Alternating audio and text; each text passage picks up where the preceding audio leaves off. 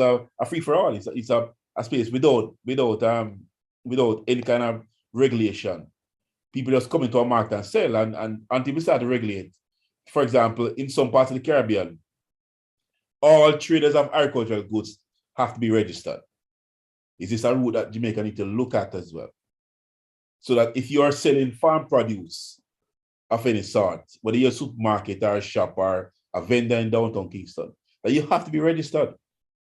And the state must understand and know about your business, what it is that you're doing.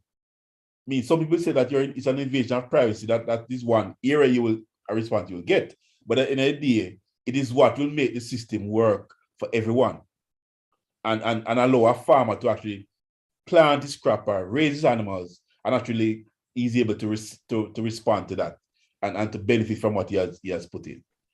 Dr. Watson, I don't know, you hand up. You still want to comment or you want to say something else? Before he, Mr. Moderator, before he goes on. Sorry, I need to take it as an old hand. I'll take it. Right. Okay. Yes. Go ahead, Chairman. Yes. Thanks very much. You are so right on the whole matter of those persons who do any business in agriculture, from the farmer to the supplier to the buyer, that we all need to have them in a registered system. And I think also we need to move beyond that to also have vehicles that are properly registered to be a part of a data system that the police themselves can easily pick up using perhaps GPS. So the farmer or the butcher or the other persons who go out and buy other produce should be able to feed that information into one system to say, look here, I'll be doing this X time. These are the vehicles that I'll be using. And that helps in my mind with control. And we can reduce farm theft in those kind of ways. I think it's a way to go. Thank you, Chair. Dr. Deslandis. Go ahead, Dr. Watson. Yeah, sorry to come in again, but yes, that point raised a while ago, that the last person said. Excellent point. And in fact, it was one of the things I want to make mention to, because in relation to the movement of produce or meat along our thoroughfares, there is no type of structure to have specially registered vehicles or specially retrofitted vehicles. So for example, I tell you, you have a butcher that slaughter a cow somewhere up in the hill somewhere, and the carcass of that animal is just thrown down into the back of a dirty pickup and covered with a piece of blue tarpaulin and it's going to the market. These things have to stop in modern Jamaica, right? The farmer coming from all the way down, maybe St. Elizabeth or wherever, taking his produce into the supermarket or wherever he has, he must have access to some properly refrigerated vehicle, and not just a tarpaulin cover him onion or him cabbage or whatever, and then by the time he reach to Kingston, the breeze blow out half of the leaf them. You know, we have to get real and to ensure that not only the matter of safety, because you can't use the truck that you used to transport some fertilizer and some chemicals yesterday evening is the same one they used to transport the produce and everything to market this morning without cleaning it up. So you probably have residues of pesticides in there. These are all things that happen on a daily basis as we speak. And so therefore, it actually is incumbent upon us, whether it's RADA, JAS, Vet Division, Ministry of Health, all of us have to sit down and craft a way to put standards for vehicles for movement of meat, vehicles for movement of produce, and to be able to have them specially registered so that the police will, as was said by the speaker, it will know readily, because there'll be a special sticker, a mark, or a number on that vehicle to say that this vehicle is registered to transport live animals, or it registers to transport produce. It has to be done, or we will be here speaking for a very long time. Thanks. Thank you, Dr. Watson. Is it Mrs. Alonge? But boy, listen, my apologies for starting your name.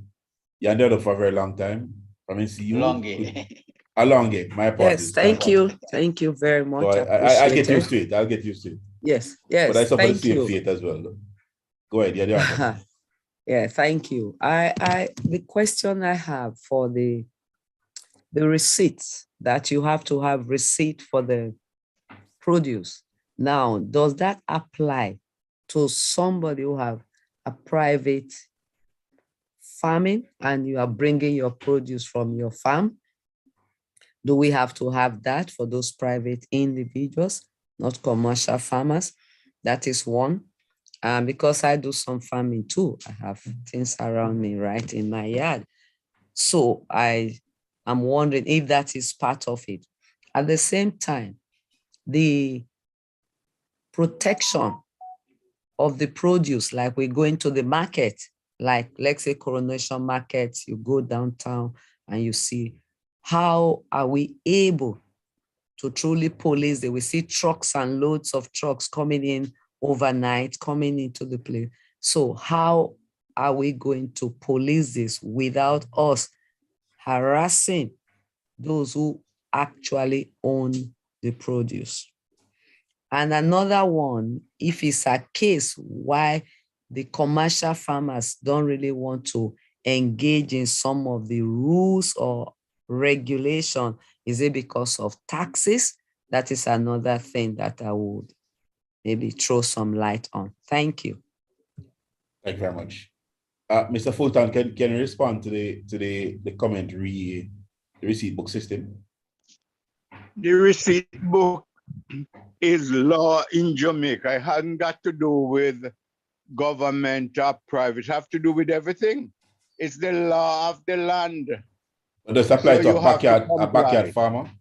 If a person just does some stuff in their backyards for personal consumption and moves it to a friend, I mean, I think that's the point that she was getting at.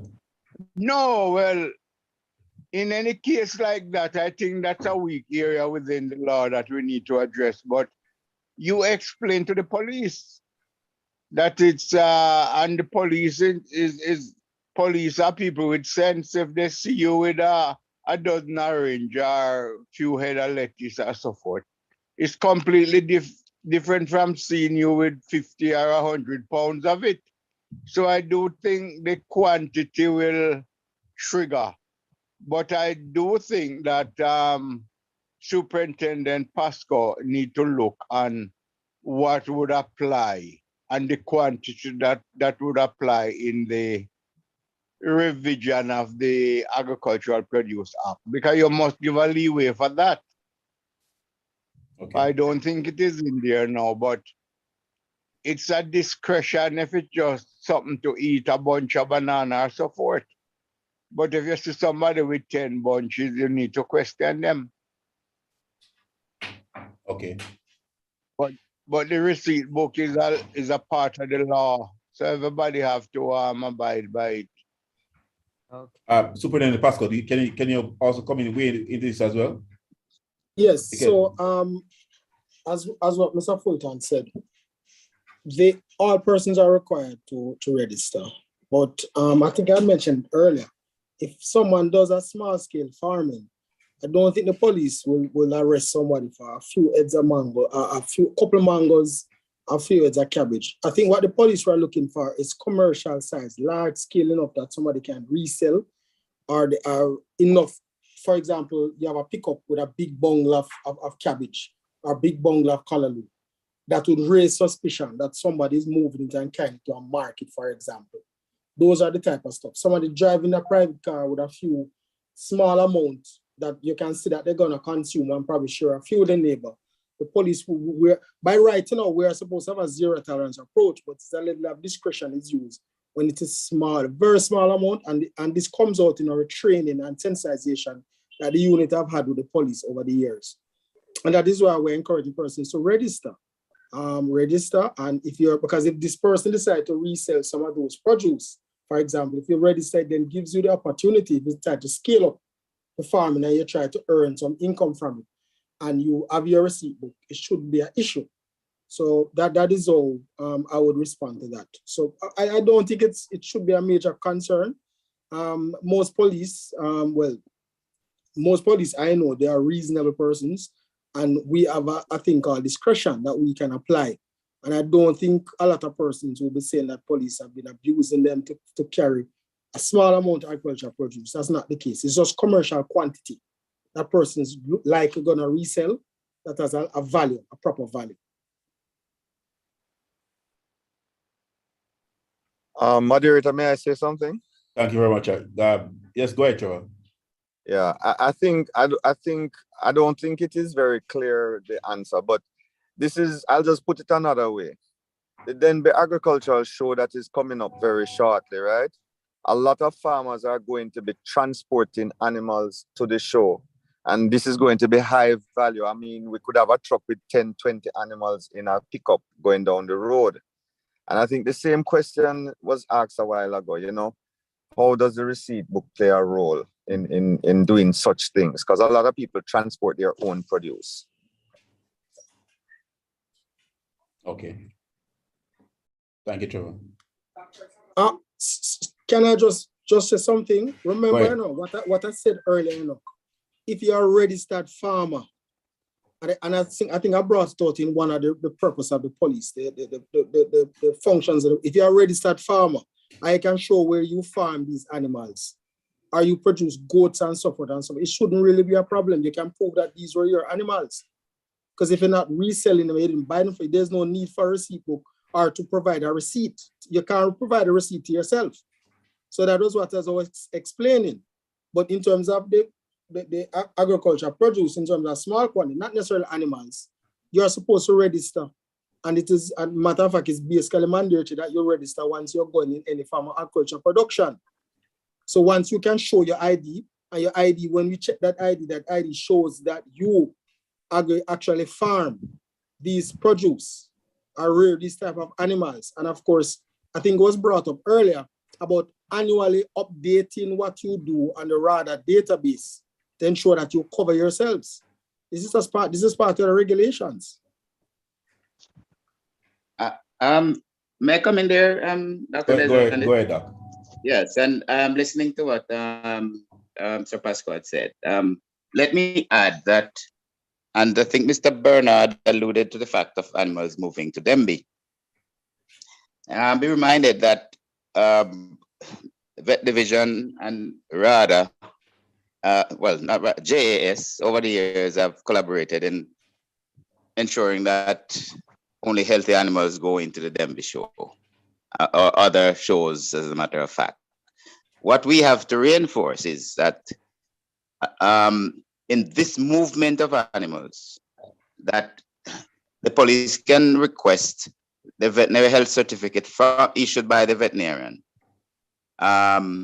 when they would have stopped a vehicle with 20 goats and the man says going to Denby. The fact is that they should have been checked and issued with a veterinary health certificate to ensure that only healthy animals are taken to the show to protect other persons' animals that are being there, and also to protect the risk of spreading any diseases at Denby. So those are things which we have to ensure that are reinforced in all of this. Thank you, Doc. Jen, you were there for a long time, and then Mrs. Well, I can't pronounce the name. I'm still struggling to do it. Alonge. So Jen, go ahead, please.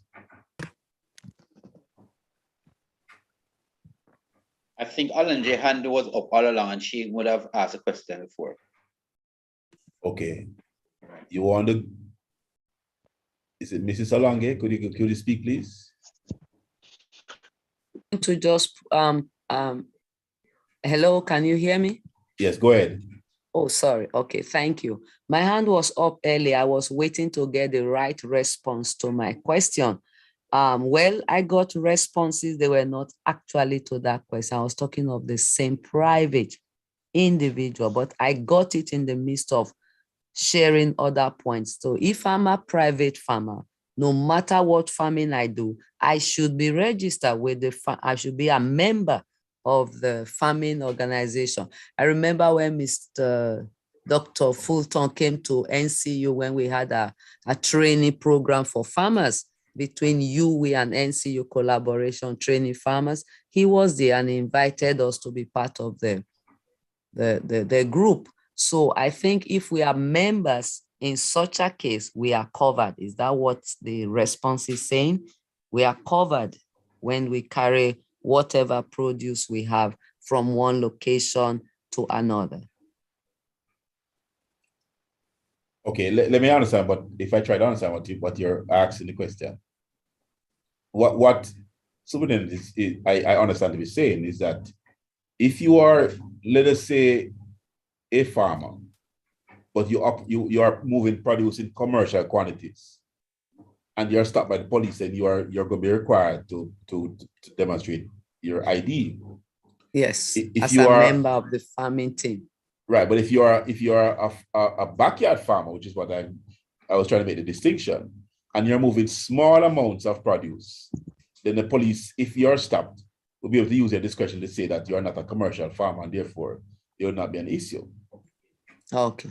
That's what I guess I'm trying to make the distinction, because once you're in the commercial space, whether you're private or public, then you're required to have some form of ID to demonstrate that you're in fact a farmer. All right. I think I get it in the midst of the answers. Thank you. Thank you. Okay, welcome. Jen had her hand up a long time. I'm not so sure who Jen is. Could you, are you able to speak? Yes, I am. Okay, go ahead. Okay. My question is, I haven't heard from the panel or anyone that that can give me an answer. So I definitely have to raise my hand to ask the question. My question is, if you're living overseas, but you have produce in Jamaica, right? Like vegetables or animals or so forth. Who you register the business with? Is it the person, is it the caretaker or the owner of the items? Second question is, how do you sell your produce to a licensed operator, like to the stores or farmers market or whatever it is? How do you go about selling those stuff, you know, that you produce or you farmed and you want to sell it? Those are my two questions. Okay, Mr. Fulton, can you respond in terms of the registration process and Superintendent Pasco, and I can speak a little bit to the marketing aspect of the question you raised. Are you hearing me? Yes, we are hearing you loud and clear. Yes, we are. Yeah, I got a break. I didn't hear her full question. Her question was that she's overseas and she has a farm operating in Jamaica. And what would be, how it would be required to be registered? Her, who owns the farm and lives overseas, or the caretaker who actually handles the business on the ground in Jamaica? Well, Jane, did I capture the question correctly? Yeah. Well, it is her business, so she would have to register, but she could do a letter to the authority to say the person in Jamaica, just like a power of attorney, would have jurisdiction to manage the business. So may I jump in? May I jump in here also? That there are two, I think there are two different kinds of registration. One would be that she registers as a RADA, with RADA. And if she wants to register the business with the office, the company's office of Jamaica, it would be perfect. And like Mr. Fulton is saying, that she would now grant the power of attorney to the local person to conduct business on her behalf, properly signed, you know, using a notary public over there, or if she's in Jamaica, she uses a JP over here for the document to be properly sought out and registered. So there are two ways. I think that's the answer. Thank you, Rev. The second part of the question that Jen had raised really relates to how do you market the produce, and there are many routes that are available to such a person. For example, that person can make direct contact with the buyer or the seller in terms of direct contact with the supermarkets, the buyers, hotels, to sell the produce. But you can also go through RADA. So you can actually speak to your RADA parish manager was a mechanism to provide support in that respect. There are other aspects of support that can be had. For example, there is a call center operated by RADA that is called, oh Lord, Leonard, can you remember the name again? It is called Agri Linkage Exchange. And it's a call center that allows farmers to call in, and those farmers are then routed to buyers, potential buyers for your produce that can be had. And there are a number of private companies that provide these services as well. Many of them are online that you can target. If you send me a note offline, I can give you some of the other companies that can assist you in terms of moving your produce locally. Ms. Nadine Thomas, could you have had your hand up for a while? Could you speak, please? Okay, good afternoon. Good afternoon. My question is for a little local farmer like myself, just doing something, tax for registering the business, the tax, what are the tax rates, the tax part of it gonna kill me? Well, let me say that I'm an advocate of persons properly registering a business and treating the farm as a business. There are certain benefits that you can have as a registered farming business. That you would be directed to speak to the tax authorities, but there are some benefits that can be had. The tax rate is typically the company tax rate, which is generally 25%. And but it's also, because it's a business, the tax you pay will also be a function of your expenses.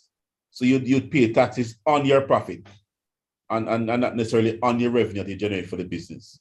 And the business, you'd have to have an accountant or someone that would be able to do your books to indicate what that profit is that is generated from business. And you basically make the payment to the tax authorities based on that information. Okay, thank you. You're welcome. Any other comments to the panel, from the panelists, from the audience? Repeat, Mr. Moore, repeat. I'm saying. Go ahead, Alvin.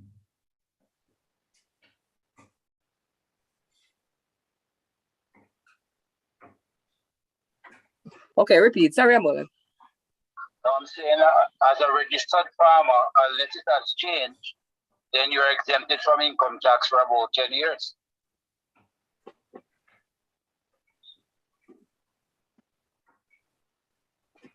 Did the panel hear that? I'm not sure. No, yeah, but that's point I'm making, that you have to, I didn't have to confirm with the Ministry of, with the tax authorities. So it is something that is a possibility. Alvin is right, but I don't know the exact specifications around the process to secure I don't know if the 10%, the 10-year is an automatic thing, or it is something that you have to require some special documentation from the tax authorities. So my advice to you would be to speak to the tax authorities, and they'll be able to provide a more precise answer in terms of how the taxes are to be treated within the context of business.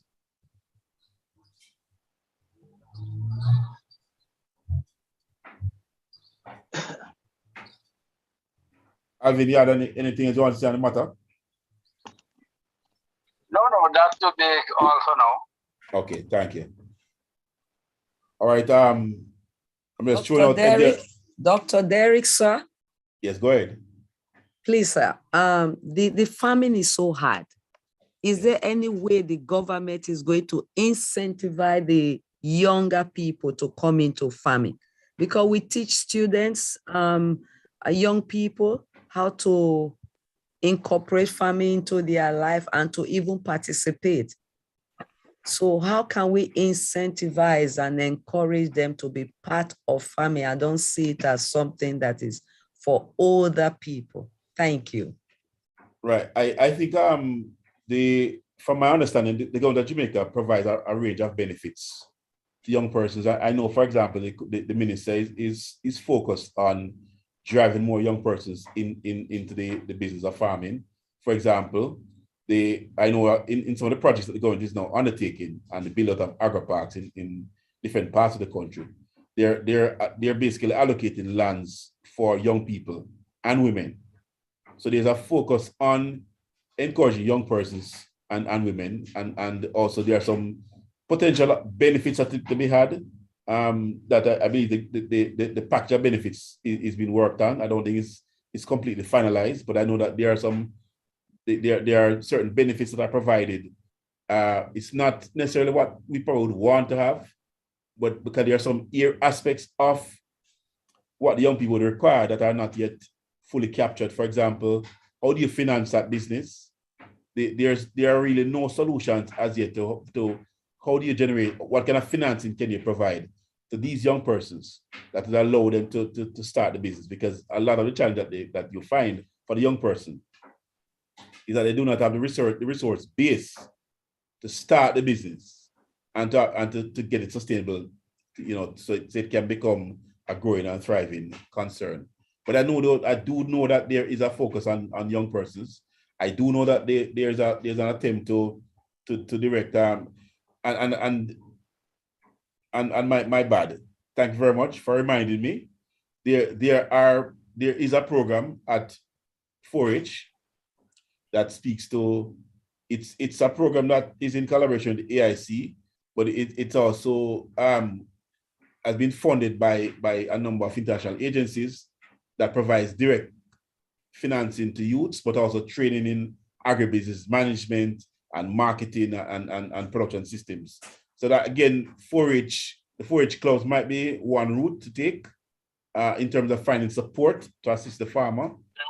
But generally speaking, there is a policy of the government to support and grow the sector and encourage young persons to participate.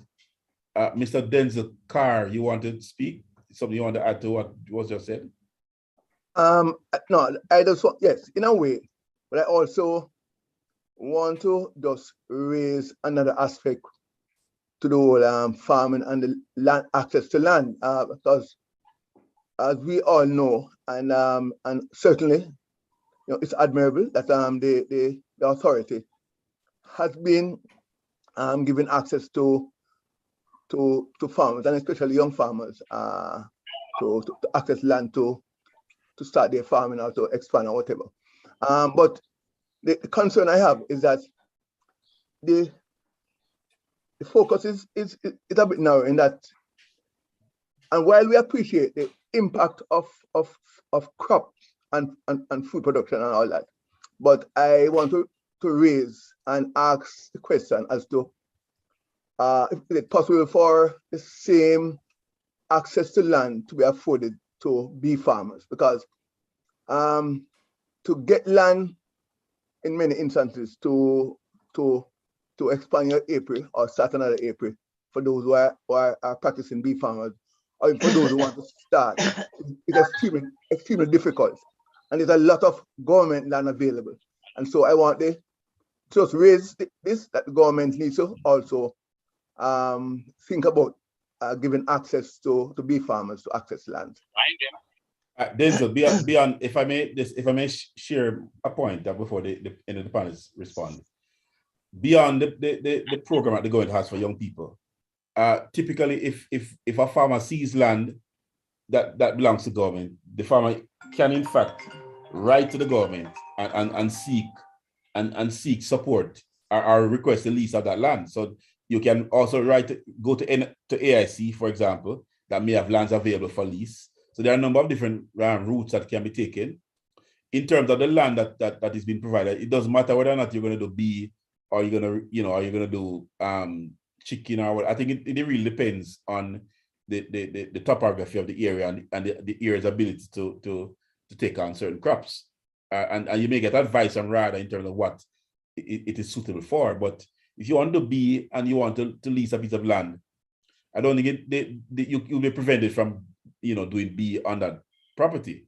The only concern may be that if there are others around you that are probably planting crops that may be affected by the bee in some way, that could be a consideration. But it is something that can be worked out with the authorities in terms of what your interests are. Leonard, I see your hand. Well, not your hand, but I see your mic is open. Yeah. Mr. Carr, you have anything else you want to say on the matter? Or is there anything further you want to comment, read the points that you made on my response? No, I get your response, and in a way, yes, I tend to agree. It was that I was saying that there seems, well, I wouldn't say seems, this is a lot of the internal the balance, the scale is more tipped toward the farmers doing agricultural produce. Right. I to be frank, I don't think it's necessarily that way. I think it's a function of what interest people have shown in. Perhaps in a way, beekeeping may be a best kept secret. And while there's some interest, the level of interest is not as extensive as other areas of agriculture. So I think that it's probably a function of maybe exposing more persons to the benefit of bee farming and encouraging them to basically get into bee farming. But I don't think it's a function of a bias either way.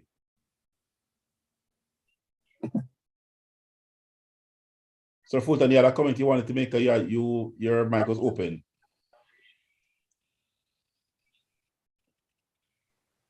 No, man, I'm okay. Okay. All right. Is there any other questions, comments from the audience that they wish to share? Afternoon to you all. For the person concerning with the bee, although the lands might be available anywhere, yes, I think where it is concerned with the bees, it has to be something designated for bees, because remember, farmers are using chemicals, and there are some chemicals that will affect the bee rearing. So more thought will have to put into that for the bee farmers to get like certain lands in certain areas. Okay. Mr. Moderator, I don't think the problem exists for government land for bee farmers. I just think the agro parks is not where you necessarily want to put bees, because it's a more controlled environment and with smaller amount of space. So there's always available government land that people can always access, and so people can always, I myself as a bee farmer, I am close to government land, although I use it on my own land, but they range, they go freely to the various trees. So people can always access government lands, although not in the agro parks, that the forage club is now driving with that 20% of land that is made available for youth and women in Jamaica.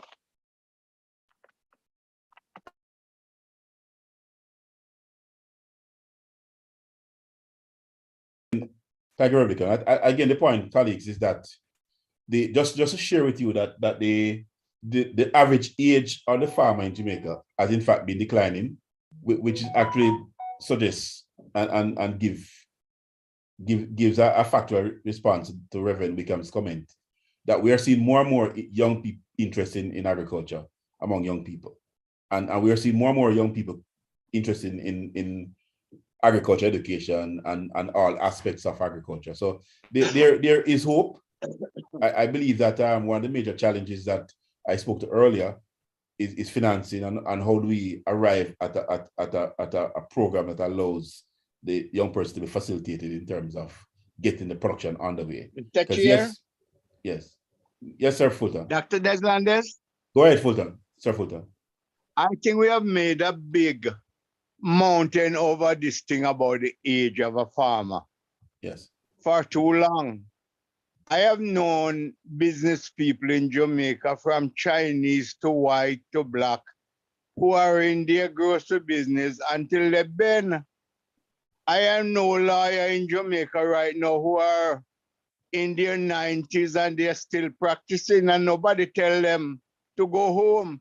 The farmer is a private businessman or businesswoman. It is none of our business to be talking about their age. They are not working with us, they are working with themselves. So why we don't go and say the same thing to many lawyers and doctors and professors at the university too? I think it is just something that I am very happy to see that a lot of young people are coming in, and thanks to the 4-H clubs too for that. But we make a mountain over these private business people. They are private business people. We up to say when they are going to the farm, they are going to bush. Farmers don't go to bush, they go to the business place to do the work like anybody else. And these are some of the stigma that we have to remove. That's my few words on it, sir. No problem, Sir Fulton. We are open to the audience. Any comments? Any other point that wish to be raised? All right. Sir Wickham.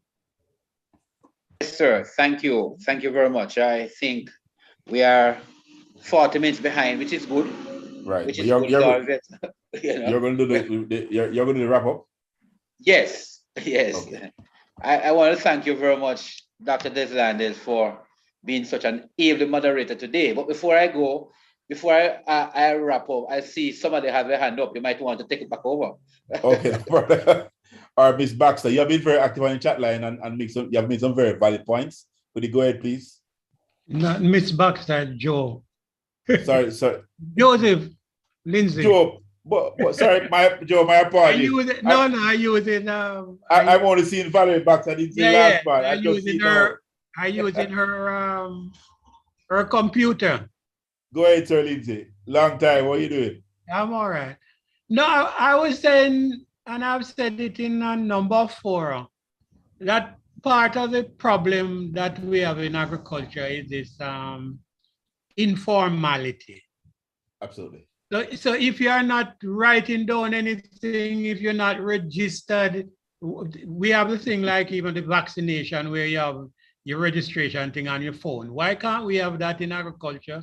So you don't have to be digging up all about to find different things. I would say in the example of the organic farming, everybody pushes down organic agriculture.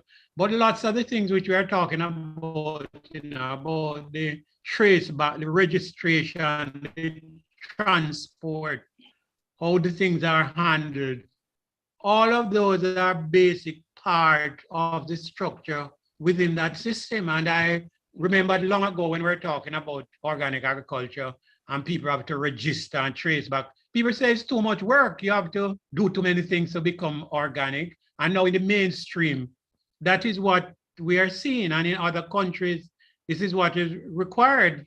For example, in the Bahamas, to become a farmer, you have to register first before you participate. Lots of places there, the lands are leased because the state owns it. But for you to go into agriculture, you have to register, be registered and get a license. And the whole of the checking on the vehicles at particular places and seeing that the vehicles are properly cleaned and registered and so forth. So we need to look at all of these things in terms of trying to manage the predial license business. Those are my couple of comments. Yeah. Thank you, Sir Joe. Okay. ZTE Blade A5. Not sure who the person is. You have raised your hand. Could you go ahead, please? Yes. Good day, everyone. I am Mr. Barker, BARKER. I don't know why it is showing as Blade ZTE, whatever. Yes, but on the next meeting, I would like to see representatives from the various ministries as it relates to agriculture, because for me, agriculture is the backbone of Jamaica. We are the main drivers of the economy, we the farmers, and we are affected the most, by Predia Lasney, right? Because when a farmer gets hit by thieves, it kind of discourages them. You know, I've known many farmers who come out of the business because of theft, especially livestock farmers, small goat farmers like myself. I too was discouraged, but because of me doing my own investigation, I found out one who were the ones who actually stole my animal. And the police didn't seem to can find them. However, we found out the butcher that was buying the said animals, and he was brought to prison.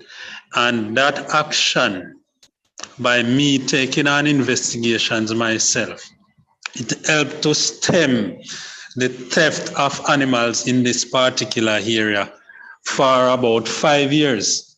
And it was not until some outsider come in that we start losing animals again.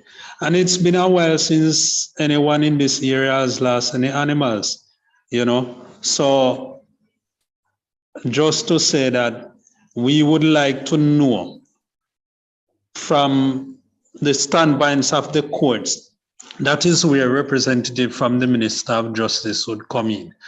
And what would be done to butchers who were caught with stolen animal? You understand? Or who slaughter animals that are deemed to be stolen. If we're going to revoke their license or what? Because to nip Predia Lasney in the bud, you have to find the person who is bringing the produce to the market. And if you don't do that, then we're not going to get rid of or reduce the thieves. Thank you. Thank you very much, Mr. Barker.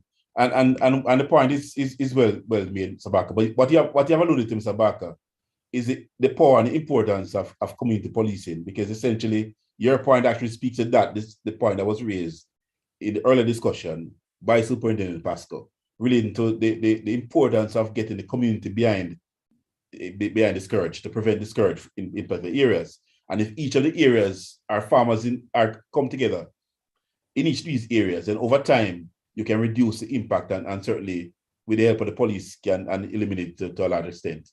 Well,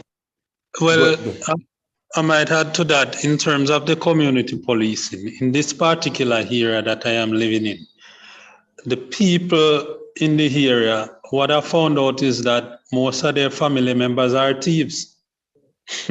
Because when I lost my few goats and I made some checks and made investigation, I found 50 names to be in a big syndicate, and I know there are more. You understand me? But the thing is this, they were supplying one butcher, and parliament members weren't willing to come out and say, well, John was involved, or this was involved, or that was involved. All when you catch them red-handed, the family come out and defend them. You understand me? So the issue of community policing, it needs to have more teeth, and you need to have more people come on board and to let people know that what their family members are doing is wrong. Until they accept that, then we're not gonna get nowhere. It's only just gonna be talk. And then now the thing is this, the reluctance of the police when you go to report your animals being stolen. All they do, they just write your receipt until you say, then we get back to you, or them ask you who you suspect, or if you go yes, or if you go there. So the police, them not do nothing. Them not do nothing, you know. If your animal gets slaughtered on site and you come and find the belly or the skin, that's the only time the police come, you know. But if a man come at your goat pen and thief out 3 or 4 your goat, the police now come at the goat pen come look because nothing did they him say. So the police need to take a different and a more serious approach as it relates to that. You understand? It can't be they just when you miss your animal and you go, they just give a receipt and that's it. It just done there, sir. No, you need to come because you know you have this particular area, and you lose your animals and you do your little investigation and you make traces and you have your suspicions. The police is supposed to go in and question them and also question every butcher in the geographic area. So for example, now, you have a market in Brownstown and you have several butchers. Whenever people lose their animal, you go and you check every butcher in that area, because most of the time these butchers are the ones that are buying the stolen animal. It has been proven, because me send a butcher a prisoner ready for that. You understand? Yeah, that's it for now. Thank you very much. Superintendent Pascal, you want to comment? Yes. Mr. Baker made some valid points, and that is why sensitization is so important. And I'm not one to believe that this is always the case. There are circumstances where certain officers might treat it that way, but I don't think it's across the board. I've known officers, for example, in St. Mary and a lot of divisions that I've visited, who take their work very serious and they investigate all the matters.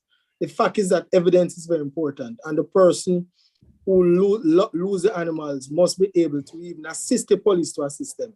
It is commendable when persons can do their private investigation, but what I'm happy is that in this case and this example, when he did found the evidence and he handed it to the police put a case file together, because the police have to do that, and put the person before the courts, and the person was prosecuted. And that is a key role of the police. If the police did not put a case file together, did not follow up and prosecute while all of it, then I would have a serious problem. So I think I commend him for doing what he did. And what he has brought out is a point that I've always been saying. These predatory thieves are habitual. There's not everybody in the community that steal. But once you get, and that's why the community have to help, once you get these persons out of the community by sending them to prison and cooperating the police to monitoring them, it actually is a very good control method. So it is critical that we work together. And that's what he's saying. We have some concerns, and that's why we have continuous training and we're widening the scope of the intervention with the police to ensure that everyone is on board on the same page. Thank you, Superintendent Pascal. Colleagues and audience panelists, I think there are some interesting areas of confluence in the presentation, and I just want to bring some of these things to your attention and to point them out.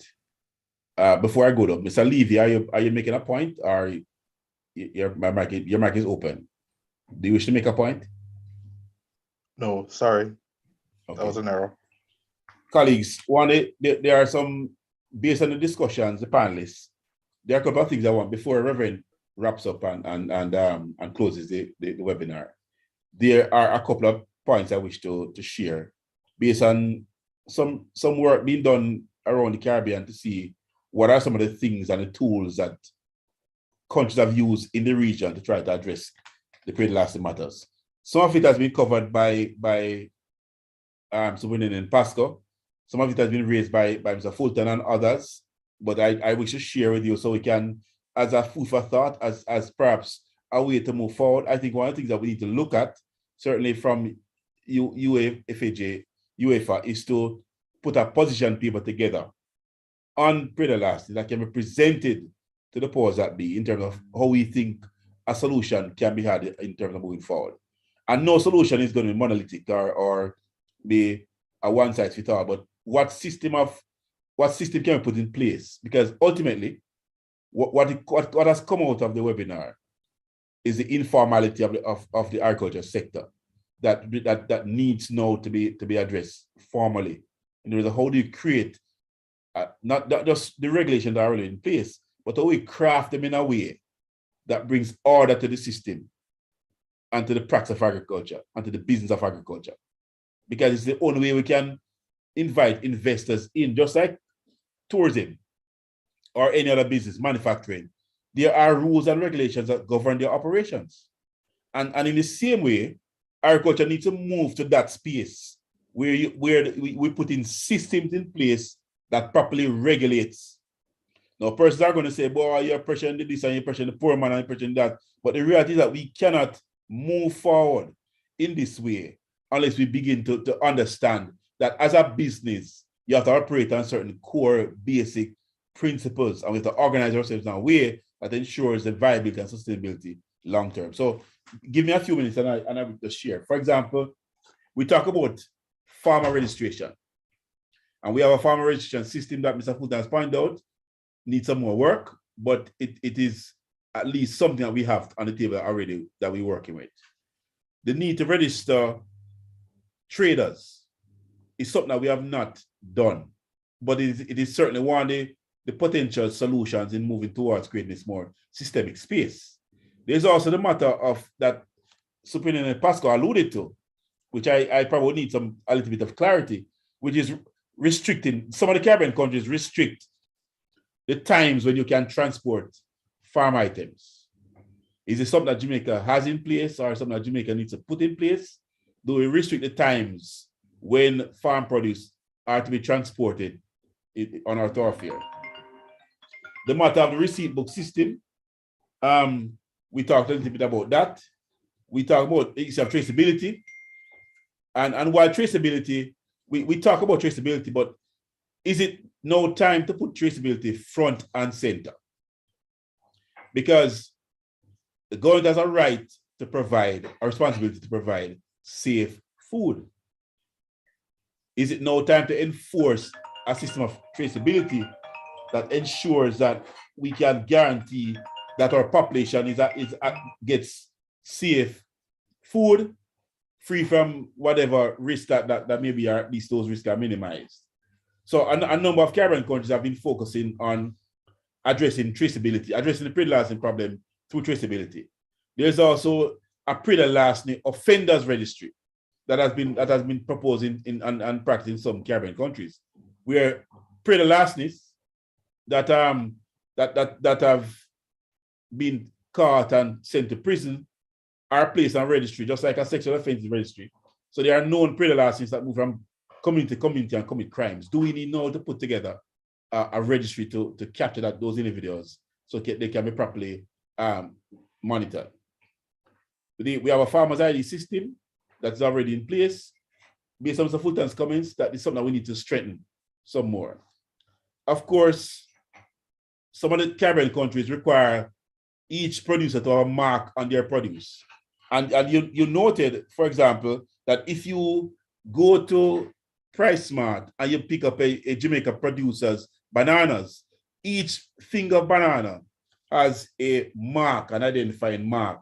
Is this something that we need to look at as a way forward? To say to producers or to farm groups that you need to have a mark on your produce, that produce can be used to monitor the process and ensure that when your goods are stopped, it can be verified that you have actually done this. The same thing applies to livestock. The NAIDS program provides tags to animals. There's a point I wish to, is it now time to start thinking about putting other forms of identification, tracking devices, for example, on those animals? Because some of the tags can be used as tracking devices. In some countries, animals are given, sometimes called a bola. They swallow the device, it's in their intestines, and so they are tracked. So even if you kill the animal and cut out the animal's head and take out the skin, the tracking device may still be inside. Things like that is something that we need to start to also look at as well. And I just wish to point out a number of things that also came out of the webinar. The community policing is one big one that's come, and certainly is one way that certainly the police have been looking at. The matter of electronic monitoring is another important one. The use of smart fences. For example, on some farms in Jamaica, there are fences with geotags on those fences that basically provide some level of security if those fences are breached, and triggers an alarm that then triggers some kind of response from the security team.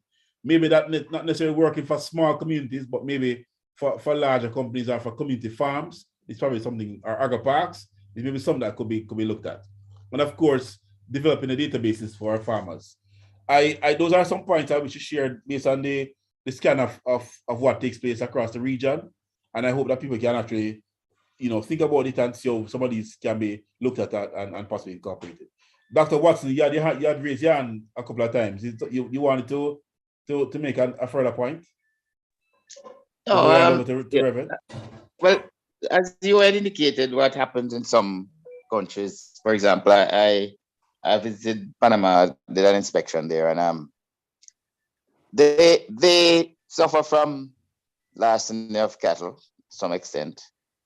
And what they did was to restrict the time within which animals could be moved. So the trucks moving cattle to slaughter or anywhere else could only do that between the hours of, I think it was 6 a.m.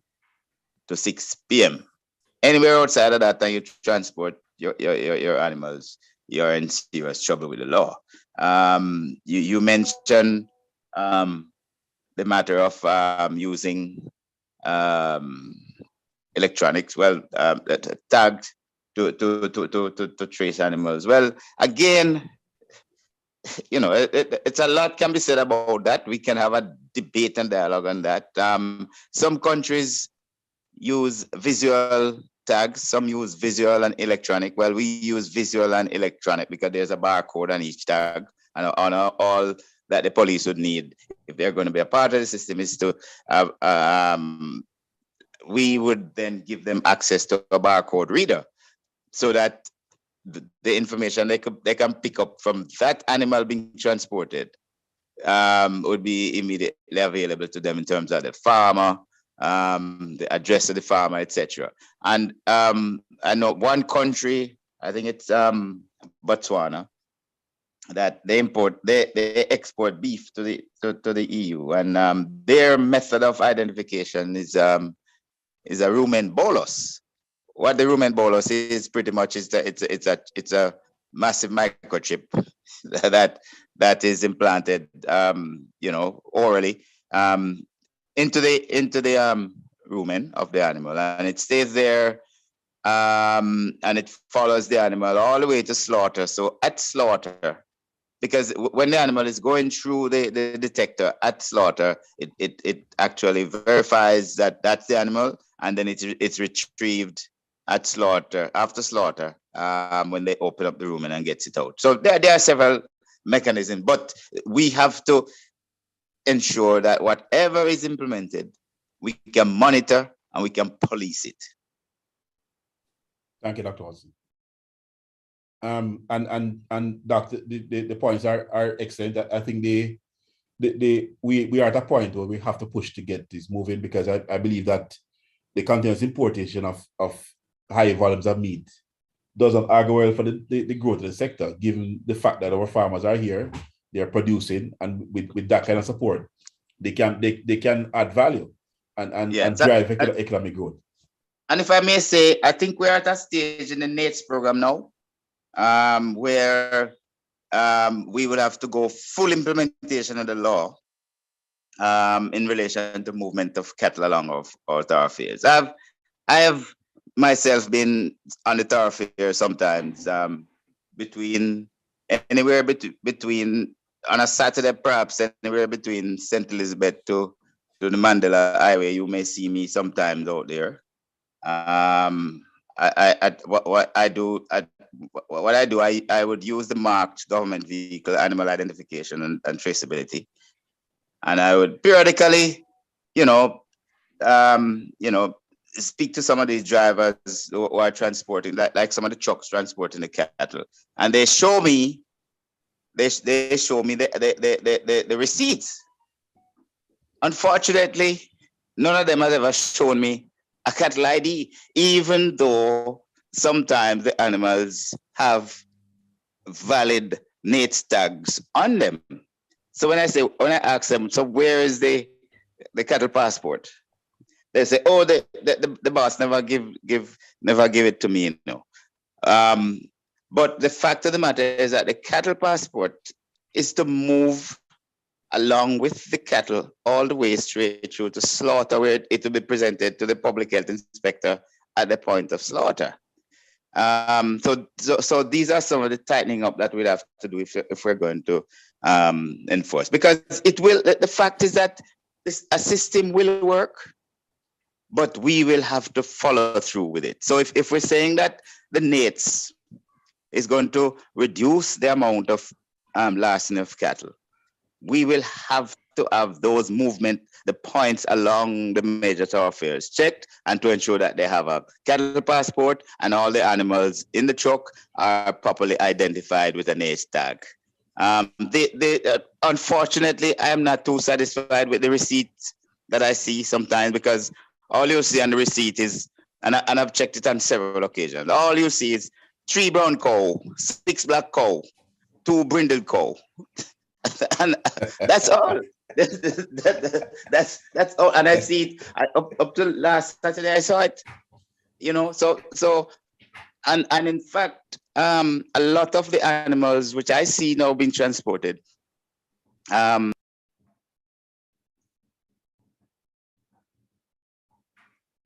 of the animals that being transported are not tagged. And so we have to now step up the education campaign again to say, look, if the animal is not tagged, don't buy it. So you see, the middleman and everybody, we're going to have to now join together if we're going to reinforce fully the NATES. And the farmer going to have to know that if he's going to sell that animal into the system, he must make sure that the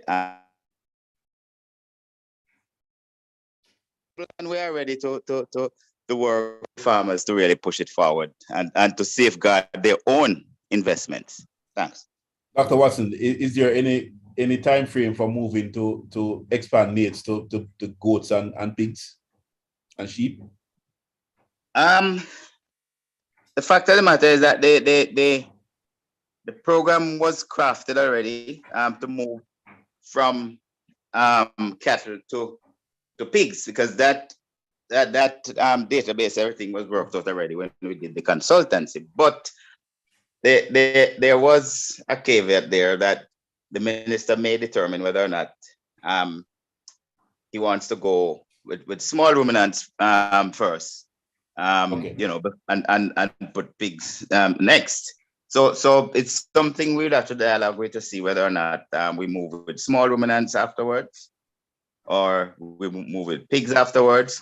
But we must ensure that we capitalize as much as possible on the NATES, on the cattle, right, to see that it can effectively knock out a lot of the larceny that takes place, and effectively allows us to implement the traceability, and then we just move on to the next ones. Okay, thank you, Doc. Colleagues, I think my sojourn has ended. I'm going to turn over now to Reverend Wickham to close us out and to identify the next steps. Thank you.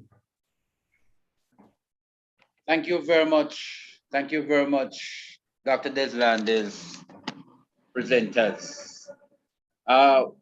So many things we have had come out of this webinar today, and I must say to you that when we were planning this webinar, we had wanted to involve some butchers and some persons from the supermarket chains, as well as the public health inspectors, because we thought that farm theft was such a big thing that we need to involve those people. But there are going to be other webinars planned.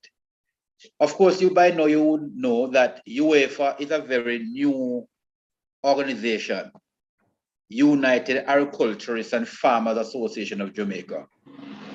Very new, it's just we are less than a year old, and we are taking steps to influence the agriculture sector in many ways in this country. And while we do that, I just want to let you know that this webinar today will be, well, it has been recorded for YT, which is YouTube, and it will be on News Talk 93 FM. So those of you and your friends who are here and want to hear more of it, you can tune into News Talk 93 FM and you'll hear discussion taking place. So the presenters, the questioners, and the answers given, you'll hear it again.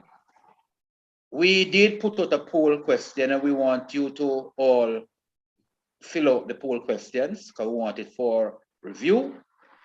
But I'm not the one who is down to give the vote of thanks.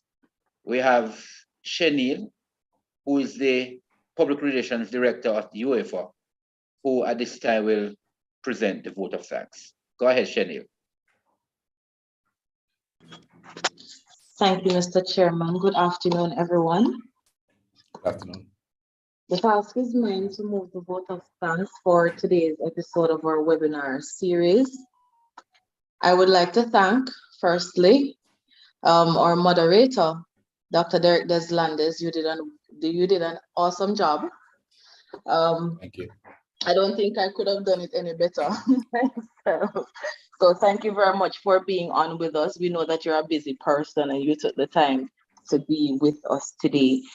To our presenters, Mr. Donald Palmer, Superintendent Oral Pasco, and Mr. Shane Tingle, we want to thank you for taking the time out to present to us today and share some insightful information. I'm sure a lot of persons learned a lot, as I did. To our panelists, Mr. Lenworth Fulton, Mr. Alvin Murray, Mr. Trevor Bernard, and Miss Mona A. Blake, thank you so much for giving us your thoughts on the questions and concerns that members of the public and also the farmers would have had in today's webinar series. For the persons who took the time out to join us with their questions and concerns, thank you for being here with us. I know that it was a long time, but I'm sure you have learned a lot and you have information to take away from this webinar series that you can also implement on your farm or to tell someone about. For the members of the public from the media who would have been joining us today, thank you for coming. And also, as Reverend Wickham has said, you can find the recording on our YouTube channel. And of course, if you have any questions or further concerns that you want UFJ to address, you can always speak to our General Secretary, Mr. Palmer, or you can reach out to Reverend Wickham or myself in the membership group. For persons who are also interested in joining UFJ, we welcome you into our group. You can also, again, refer to Reverend Wickham or Mr. Palmer or myself. So thank you again for joining us. It was a wonderful webinar and we look forward to seeing you soon in our next episode. Thank you. Thank you very much, Shenil. Thank you very much, Shenil. Just to let you know, let me announce here that we'll have another webinar next month, sometime in May, on corn production in Jamaica. So please look out for that. And also to say to you, we are going to do some follow-up interviews tomorrow morning on Power 106. Myself as president, Mr. Palmer, one of the presenters, as well as Mr. Pasco. We all will join Althea Mackenzie tomorrow morning on Power 106 to continue the discussion on farm theft. So out of this webinar, we are going to be able to go live on radio. So please listen out, and we look forward to your participation in future events. And just to announce for those persons who are members, that next week, the first Thursday of next month, I think next Thursday, we'll be having a general members meeting. You will get the information so you can join. I think the meeting should start at 3:30 p.m. We have big things to announce. We have decisions to make. So please prepare yourselves for that meeting. And anyone else who wants to join us, as Shenil indicated, may contact with us here. And the email address has been presented. The General Secretary, he knows it better than me, but it was posted here. Thank you very much again. You have a very good afternoon and happy farming. And may God bless you well.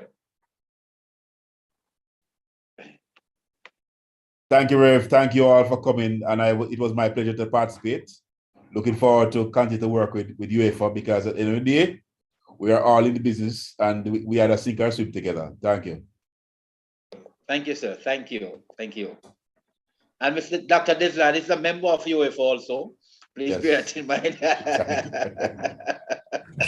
All right. Thank you. Chairman Bernard, thanks very much. Thanks very much. Mr. Fulton, thanks very much. Mr. Murray, Ms. Mona, thanks. All right. Shane Bye-bye. and Mr. Pasco, thank you.